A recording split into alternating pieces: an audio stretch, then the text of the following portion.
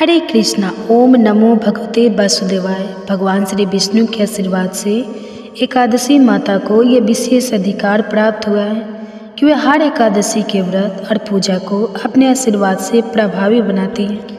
यह कहा जाता है कि बिना एकादशी माता की कथा के विजया एकादशी या अन्य किसी भी एकादशी व्रत का पुण्य पूरा नहीं मिलता। एकादशी बिना एकांतवत अधरा माता है। भगवान विनय का दिया आशीर्वाद दिया है कि जो व्यक्ति उनकी कथा सुनता है और श्रद्धा से उनका व्रत रखता है वह समस्त पापों से मुक्त हो जाता है। वे पापों का नाश करने के साथ साथ जीवन में शांति, सुख और सफलता भी लाते हैं। यह व्रत व्यक्ति के मानसिक और शारीरिक रोगों को दूर करके उसकी आत्मा को शुद्ध करता है और जो एकादशी माता की कथा श्रवण करता है उसे जीवन में कभी कोई कष्ट नहीं होता और भगवान विष्णु की कृपा सदैव उसके साथ रहती है। तो प्रिय श्रोताओं, आज हम सभी विजया एकादशी की पवित्र कथा सुनने से पहले एकादशी माता की पवित्र कथा की ओर बढ़ते हैं ताकि हम उनके आशीर्वाद से अपने जीवन को धन्य बना सकें। एक बार एक राज्य का राजा बहुत ही बुद्धिमान और बलशाली था। वह राजा हमेशा अपनी प्रजा का भी बहुत अच्छे से ध्यान रखता था। प्रजा भी राजा को बहुत प्रेम करती थी। राजा की 2 बेटियां थी। राजा अपनी दोनों बेटियों से बहुत स्नेह करता था। राजा की छोटी बेटी दिखने में बहुत सुंदर और आकर्षित थी और राजा की बड़ी बेटी छोटी बेटी के मुकाबले थोड़ी कम सुंदर थी। राजा की ये छोटी बेटी माता की पूजा किया करती थी और सभी लोग राजा की छोटी बेटी से बहुत प्रेम करते थे, उसकी प्रशंसा किया करते थे। राजा भी अपनी छोटी बेटी को बड़ी बेटी से अधिक प्रेम करता था, जिसके कारण राजा की बड़ी बेटी को अपनी ही छोटी बहन से बहुत नफरत होने लगी थी। धीरे धीरे समय बीता। दोनों राजकुमारियाँ जब बड़ी हो गई तब पड़ोस के राज्य में रहने वाला एक राजकुमार राजा की बड़ी बेटी के लिए रिश्ता लेकर आया। लेकिन जैसे ही उस राजकुमार की दृष्टि राजा की छोटी बेटी पर पड़ी तो राजकुमार राजा की छोटी बेटी पर आकर्षित हो गया और छोटी बेटी से पहली ही नज़र में प्रेम करने लगा। उस राजकुमार ने अब राजा की बड़ी बेटी के साथ विवाह करने से मना कर दिया। उसने राजा से कहा कि महाराज, मैं तो आपकी छोटी बेटी से ही विवाह करना चाहता हूँ। यह सब देखकर अब तो राजा की बड़ी बेटी अपनी छोटी बहन से बहुत अधिक क्रोधित हो गई। राजा की बड़ी बेटी ने अपनी छोटी बहन को अपना सबसे बड़ा शत्रु मान लिया। राजा की बड़ी बेटी ने अपनी छोटी बहन से बदला लेने का निर्णय किया तो राजा की बड़ी बेटी ने अपनी छोटी बहन को जान से ही मारने का उपाय सोचा। अब बड़ी बेटी ने अपनी छोटी बहन को मारने के लिए सबसे पहले एक लड्डू में जहर मिलाकर अपनी छोटी बहन को खाने को दे दिया। छोटी बहन बहुत भोली थी। उसे अपनी बड़ी बहन के षड्यंत्र के बारे में कुछ भी नहीं पता था, तो उसने वह लड्डू खा लिया। लेकिन आश्चर्य की छोटी बहन को लड्डू खाने के बाद भी कुछ नहीं हुआ। तो बड़ी बहन यह सब देखकर बहुत आश्चर्यचकित रह गई। लेकिन अभी बड़ी बहन ने हार नहीं मानी। जब एक रात उसकी छोटी बहन कमरे में सो रही थी तब उसने एक मटके में सांप रखकर उसके कमरे में छोड़ दिया। लेकिन सांप भी छोटी बहन का कुछ नहीं बिगाड़ पाया। जिसके बाद बड़ी बहन ने अपनी छोटी बहन से कहा कि चलो बहन, हम लोग कुएं से पानी भरकर लाते हैं। छोटी बहन चलने के लिए तैयार हो गई। तब पानी भरने बड़ी बहन उसे कुएं के पास ले गई और कुएं में धक्का दिया। लेकिन तब भी छोटी बहन को कुछ नहीं हुआ क्योंकि हर बार 11 माता उसकी रक्षा कर रही थी। और उधर बड़ी बहन अपने सारे प्रयास के बाद भी लगातार असफल हो रही थी, जिस कारण वह और अधिक क्रोधित हो गई। फिर उसने अपनी छोटी बहन के पास जाकर उससे प्रश्न किया कि मेरी छोटी बहन, क्या तुमको पता है कि भगवान ने सबकी मृत्यु एक निश्चित समय पर लिखी है और कैसे तुम्हारी या मेरी मृत्यु होगी, क्या तुम यह जानती हो? तब छोटी बहन ने अपनी बड़ी बहन को बताया कि हाँ दीदी, बाकी का तो नहीं पता, लेकिन मैं जानती हूँ कि मेरी मृत्यु कैसे होगी। छोटी बहन ने यह सारी बात सुनकर अब तो बड़ी बहन मन ही मन प्रसन्न होने लगी। तब उसने छोटी बहन से कहा कि बहन, तब मुझे बताओ कि तुम्हारी मृत्यु का राज क्या है। अब छोटी बहन ने अपनी बड़ी बहन से कहा कि दीदी, मेरी मृत्यु तो एक तोते में है। जो तोते के गले में एक हार है, उससे ही मेरी मृत्यु होगी। जब तक कोई भी व्यक्ति तोते को मारकर उस हार को अपने गले में पहनेगा तो मैं मूर्छित हो जाऊंगी, और जैसे ही उस हार को अपने गले से उतारेगा तो मैं वापस जीवित हो जाऊंगी। अपनी छोटी बहन की मृत्यु का राज जानकर अब तो बड़ी बहन बड़ी खुश हुई। अब उसने अपनी छोटी बहन को मारने के लिए उस पालतू तोते को ढूंढना शुरू कर दिया। उधर छोटी बहन को इस बात का आभास हो गया था कि कोई तो है जो उसकी जान लेना चाहता है, जिसके लिए एक रात वह अपने पिताजी के पास गई और उसने अपने पिताजी से कहा कि पिताजी, मेरी मृत्यु के बाद आप मुझे अपनी पुरानी वाली हवेली में एक पलंग पर लेटाकर छोड़ दीजिएगा। अपनी छोटी बेटी की यह बातें सुनकर राजा बड़ा आश्चर्यचकित हो गया। लेकिन राजा ने अपनी छोटी बेटी से पूछा कि बेटी, तुम ये क्या कह रही हो? तब राजा की छोटी बेटी ने बताया कि पिताजी, समय किसी के लिए नहीं रुकता, क्या पता कब किसको क्या हो जाए, इसका किसी को कुछ नहीं पता। तब राजा ने उससे कहा कि तुम ऐसी बातें क्यों करती हो? 2-3 दिन बाद तो तुम्हारा विवाह होना है। लेकिन छोटी बेटी ने अपने पिताजी को ऐसा ही करने पर मजबूर कर दिया और उनसे वचन भी ले लिया। तब राजा ने अपनी छोटी बेटी की बात स्वीकार कर ली और फिर समय आने पर 2-3 दिन के बाद जब विवाह का समय आया तब राजकुमार बारात लेकर राजा के घर आया। अब राजकुमार और राजा की छोटी बेटी के विवाह की रस्में शुरू हो गई। इधर जैसे ही राजा की छोटी बेटी राजकुमार के साथ फेरे लेने के लिए तैयार हुई तो उसकी बड़ी बहन अपनी छोटी बहन के कमरे में जाकर उसके तोते को पकड़ लेती है और उसे जान से मार देती है। तोते के गले में जो हार था उसको उसने अपने गले में पहन लिया। उधर जैसे ही बड़ी बहन ने उस हार को अपने गले में पहना तो उधर 2 बहन जो केवल 3 फेरे ही ले पाती है, वहीं पर बीच रास्ते में ही गिरकर बेहोश हो गई। जिसके बाद राजा ने बड़े बड़े हकीम वैद्य को बुलाया और अपनी छोटी बेटी का इलाज करने के लिए कहा। राजा की बात सुनकर जब वैद्य ने छोटी बेटी को देखा तो राजा को बताया कि महाराज, आपकी छोटी बेटी ना तो जीवित है और ना मरी हुई है। ऐसा तो मैं पहली बार देख रहा हूँ। राजा ने वैद्य और हकीम को यह बात बाहर बताने से मना कर दिया और उनसे कहा कि अगर तुमने यह बात किसी को बाहर बताई तो हम तुमको फांसी पर लटका देंगे। राजा ने अब अपनी छोटी बेटी को पुराने महल में ले जाकर एक पलंग पर लिटा दिया और फिर वहाँ पर कुछ सैनिकों को तैनात कर दिया। इसके बाद राजा वापस अपने महल में आ गया। इधर राजा की बड़ी बेटी अपने पिताजी के पास आई और कहने लगी, पिताजी, अगर वो विवाह संपन्न नहीं हुआ तो आपकी इज्जत का क्या होगा? जरा सोचिए, अगर आप कहें तो मैं आपकी इज्जत बचाने के लिए इस राजकुमार से विवाह करने के लिए तैयार हूँ। राजा अपनी बड़ी बेटी के षड्यंत्र के बारे में कुछ भी नहीं जानता था, तो उसने अपनी बड़ी बेटी की बात मान ली और तब राजा ने अपनी बड़ी बेटी को छोटी बेटी के कपड़े आभूषण आदि पहनाकर मंडप में भेज दिया ताकि किसी को इस बात का पता न चले कि विवाह छोटी बेटी के साथ नहीं बल्कि बड़ी बेटी के साथ हो रहा है। लेकिन राजकुमार यह जान गया था कि यह तो राजा की छोटी बेटी नहीं है बल्कि राजा की बड़ी बेटी है। अब राजकुमार ने राजा की बड़ी बेटी से विवाह करने से मना कर दिया। तब सभी लोगों ने राजकुमार को मजबूर करके राजा की बड़ी बेटी से बचे हुए फेरों को संपन्न करा दिया और फिर विवाह संपन्न हो गया। जिसके बाद राजकुमार राजा की बड़ी बेटी को अपने महल में ले गया। विवाह होने के बाद राजकुमार उसने ना तो बातें करता था, ना उसे पसंद करता था, ना ही उसके आसपास जाता था।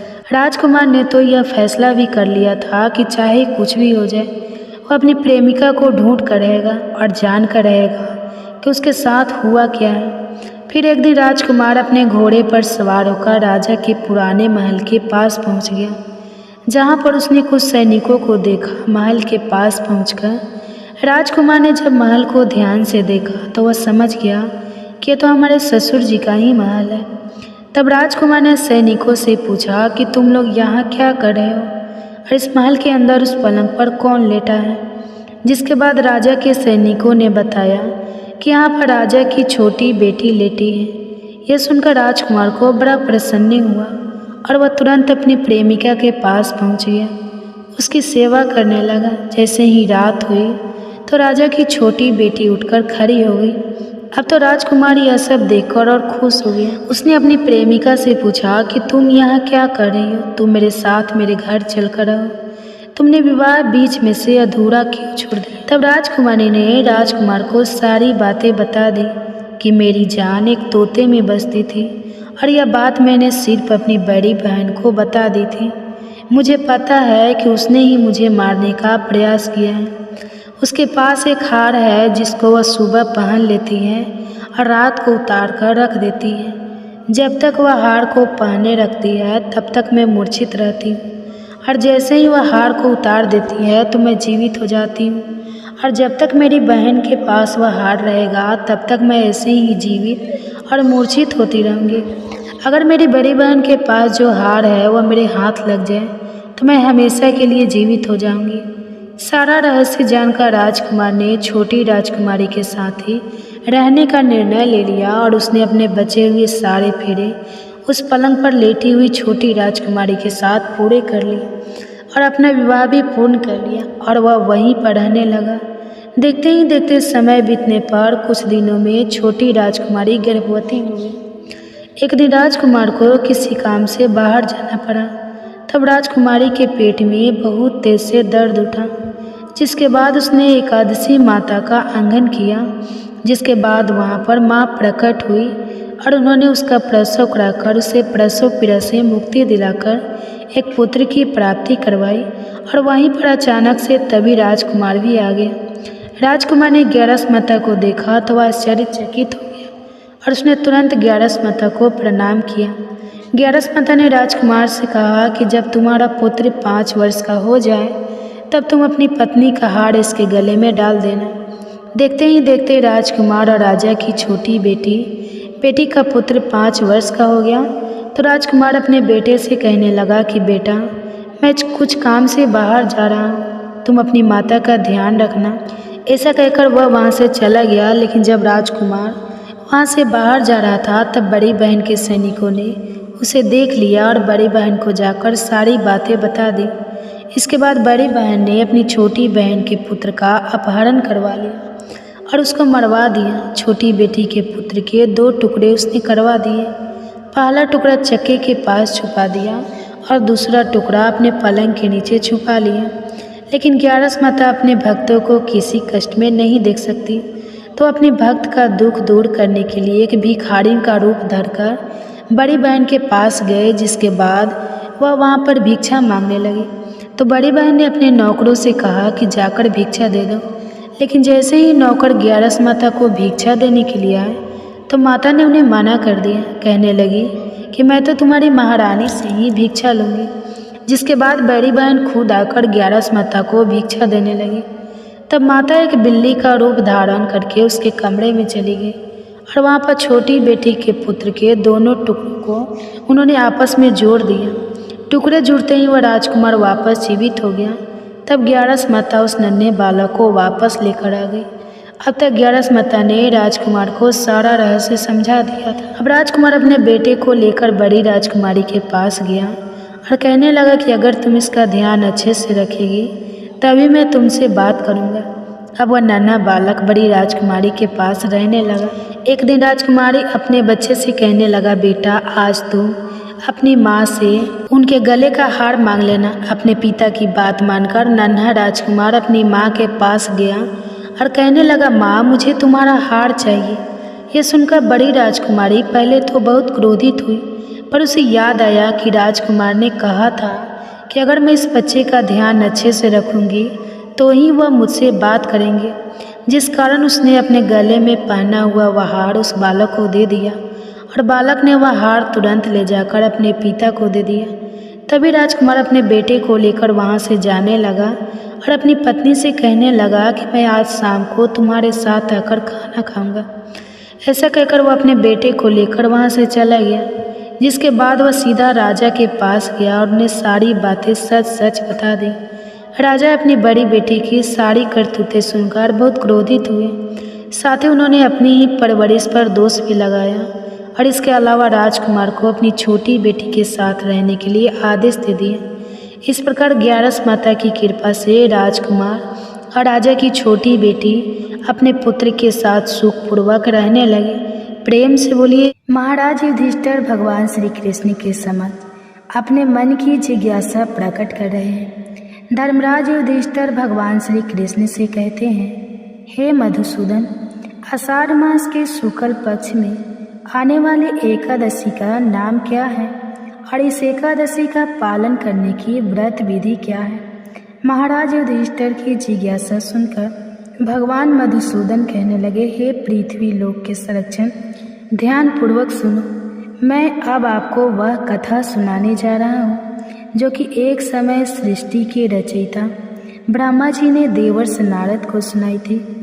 अब देखिए, जैसा कि आप तो जानते ही हैं कि परम वैष्णव नारद मुनि सदैव ही लोक कल्याण के लिए भिन्न भिन्न विमांड में विचरण किया करते हैं और करुणा में देवर्षि नारद सदैव सामान्य वृद्ध जीवों के उद्धार हेतु प्रयास रहते हैं। ऐसे ही लोक कल्याण की जिज्ञासा लेकर एक दिन देवर्ष नारद पहुंच गए श्री ब्रह्मा जी के पास और वहां जाकर श्री ब्रह्मा जी को प्रणाम करके उन्होंने पूछा, हे ब्रह्मा जी, आषाढ़ मास के शुक्ल पक्ष में कौन सी एकादशी आती है और वह किस प्रकार जीवों का उद्धार कर सकती है? देवर्षि नारद का यह प्रश्न सुनकर ब्रह्मा जी ने कहा, हे मेरे प्रिय पुत्र, भगवान श्री विष्णु की प्रिय एकादशी व्रत से बढ़कर और भला क्या हो सकता है? जो भी व्यक्ति एकादशी का अनादर करता है वह घोर नरक में जाता है। आषाढ़ मास के शुक्ल पक्ष में पड़ने वाली एकादशी को हरिशयनी एकादशी या पगनाभा एकादशी के नाम से जाना जाता है। इसके विषय में हे नारद, अब मैं एक पौराणिक कथा सुनाता हूँ, ध्यान पूर्वक सुनो। सतयुग में मां नामक एक चक्रवर्ती सम्राटे राज करते थे। उनकी राज्य में प्रजा बहुत सुखी थी, किंतु भविष्य में क्या हो जाए यह कोई नहीं जानता। अतः वे सम्राट भी इस बात से अनाभिज्ञ थे कि उनके राज्य में शीघ्र ही भयंकर अकाल पड़ने वाला है। उनके राज्य में पूरे 3 वर्ष तक वर्षा न होने के कारण भयंकर अकाल पड़ गया और इस अकाल के चारों ओर त्राही त्राही मच गई। धर्म पक्ष के यज्ञ, हवन, पिंडदान, व्रत कथा आदि में कमी हो गई। जब मुसीबत पड़ी हो तो धार्मिक कार्यों में प्राणी की भला रुचि कहाँ रह जाती है। भीषण अकाल से त्रस्त प्रजा ने अब राजा के पास जाकर रक्षा की गुहार लगाई। राजा तो इस स्थिति को लेकर पहले से ही दुखी थे। वे सोचने लगे कि आखिर मैंने ऐसा कौन सा पाप कर्म किया है जिसका दंड मुझे इस रूप में मिल रहा है। फिर इस कष्ट से मुक्ति पाने का कोई साधन करने के उद्देश्य से राजा अपनी सेना को साथ लेकर जंगल की ओर चल पड़े। वहाँ भटकते भटकते एक दिन वे ब्रह्मा जी के पुत्र अंगिरा ऋषि के आश्रम में जा पहुँचे। पहुंचकर उन्होंने संसितांग प्रणाम किया। ऋषिवर ने आशीर्वाद देने के बाद कुशल मंगल पूछी। फिर जंगल में विचर में और अपने आश्रम में आने का कारण जानना चाहा।